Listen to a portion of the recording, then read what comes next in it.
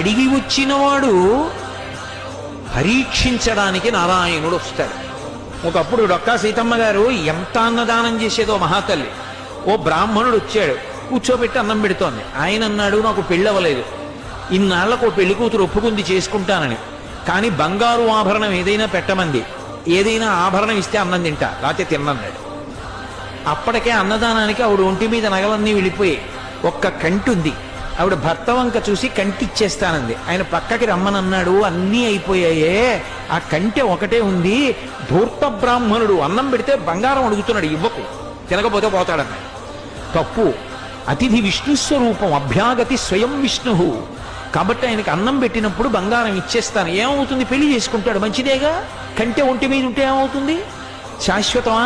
పుణ్యం శాశ్వతం, ఇస్తానంది, నీ ఇష్టం ఈ కంటె తీసి ఇచ్చింది. ఆ కంటె తీసుకెళ్లి అరిటాక్ కింద పెట్టి ఆయన అన్నం తినేసి